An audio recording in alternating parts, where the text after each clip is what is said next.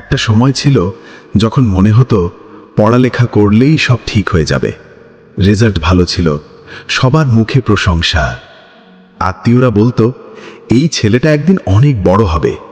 আমি বিশ্বাস করেছিলাম, ভেবেছিলাম একটা চাকরি পেয়ে মাকে বলবো এবার আর সংসারে কষ্ট থাকবে না মা। কিন্তু বাস্তবতা কঠিন ছিল। ডিগ্রি হাতে নিয়েই বুঝলাম শুধু কাগজটা দিয়ে কিছু হয় না। যেখানে যাই অভিজ্ঞতা চায়, আর আমি তো প্রথমেই সুযোগটা চাচ্ছিলাম, অভিজ্ঞতা তো পরে হবে। প্রতিদিন সকালে উঠে সিভি পাঠাই, বিকেলে চোখ রাখি মেইলে, কোনো রিপ্লাই নেই। বন্ধুরা একটা একটা করে চাকরি পেয়ে যাচ্ছে, আর আমি শুধু একটা প্রশ্ন হয়ে থাকি, তুই এখনো বেকার। মাঝে মাঝে আয়নায় নিজের চোখে তাকিয়ে বলি, তুই কি আসলেই ততটাই অযোগ্য?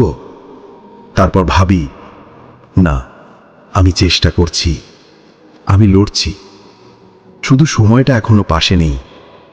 রাতে মা এসে জিজ্ঞেস করে, বাবা একটু ঘুমাবি তো, সারাদিন তো খুব চিন্তায় থাকিস। আর আমি হেসে বলি, হ্যাঁ মা, সব ঠিক হয়ে যাবে একদিন। মায়ের মুখের দিকে তাকিয়ে মিথ্যা বলি, কারণ সত্যিটা অনেক বেশি কষ্টের। তবে হ্যাঁ, আমি এখনো হেরে যাইনি। আমি জানি আমারও একটা দিন আসবে, আমিও একদিন মাকে বলবো, মা এবার আর কাঁদতে হবে না, সব ঠিক হয়ে গেছে।